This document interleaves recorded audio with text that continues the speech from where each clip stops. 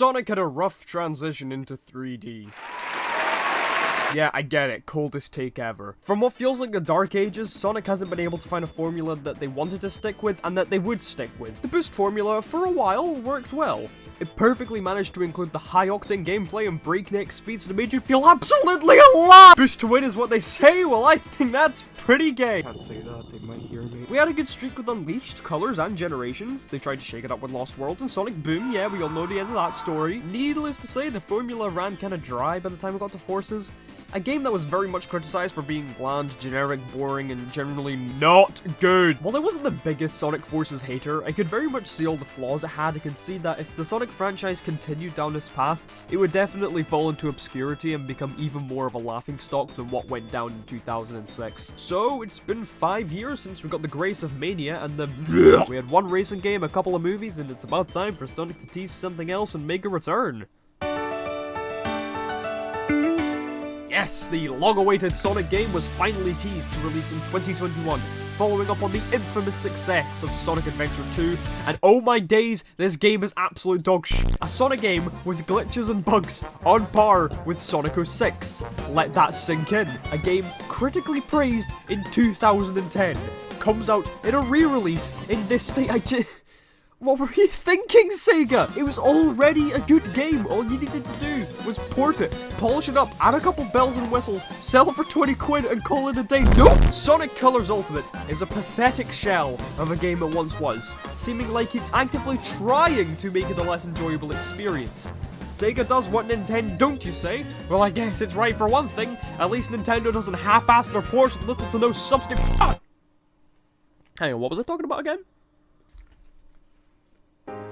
Oh. Oh, yeah. Oh, hell. Oh, God. This looks beautiful. What? Sonic Frontiers promises something ambitious with even the first teaser. An open-world Sonic game is a very novel idea that we have seen many fan projects try to tackle. Many of them do look great and have awesome ideas and concepts for how it may look. Even I can't knock the idea of running around the natural environment at the pace Sonic runs at. So the footage for gameplay released recently for Sonic Frontiers, and I don't hate it. Hear me out.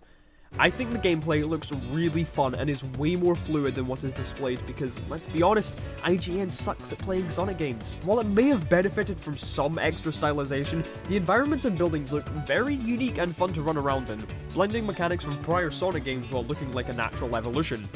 I can't get over how much fun it looks to run around in these open spaces. There will probably be other abilities to make you faster and likely more obstacles to play around with to make the gameplay more dynamic. I'm sure these tall structures will be more akin to, like, time trials, seeing how we use our speed to race to the top as quickly as possible. Okay, it's time we address the elephant in the room.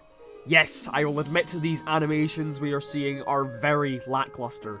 These grind switches, this tornado attack, this wall climb, it kinda spells signs of unpolished work. I also don't want to delude myself into believing that this is something they will fix before the launch of the game. I've fallen into this trap time and time again, and think this is basically how Sonic will act in the finished state. While I am disappointed this is something to drop the ball on, it doesn't completely break the deal for me. Yes, it would feel much better to play around with Sonic if he looks more fluid, but as long as it's not clunky in general to control, this won't be the biggest issue. Wow, animations! You commented on the animations! How funny and quirky! This is arguably the biggest point of contention when it comes to talking about Sonic Frontiers, along with the general style of the game. If I had to put this side by side with another open world Sonic game, it becomes very clear that this looks more like a tech demo than it does an actual game.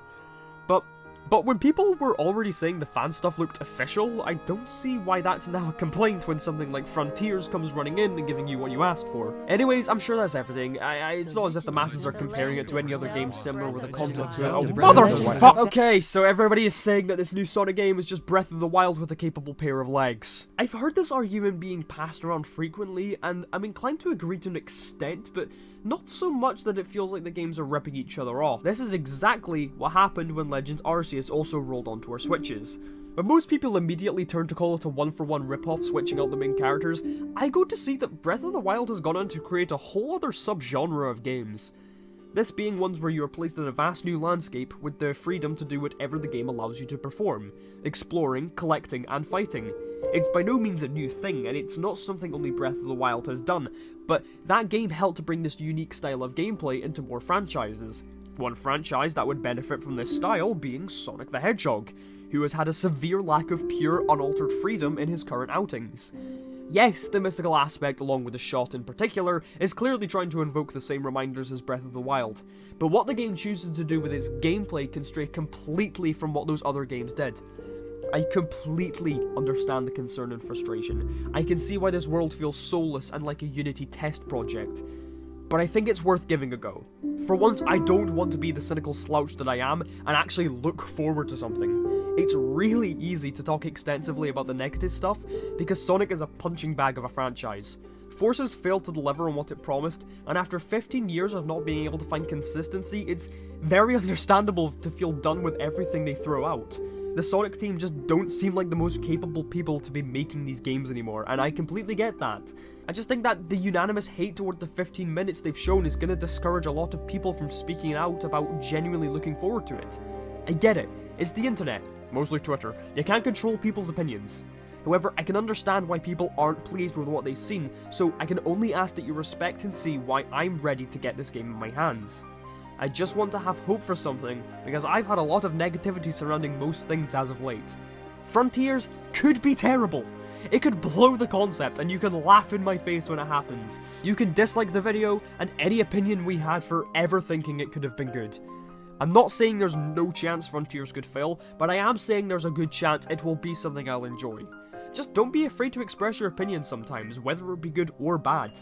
Feel free to shout out to the developers to help change things. Honestly, I'd even encourage that. As long as you respect what the opposing side has to offer, both extremes can be understood to help set expectations.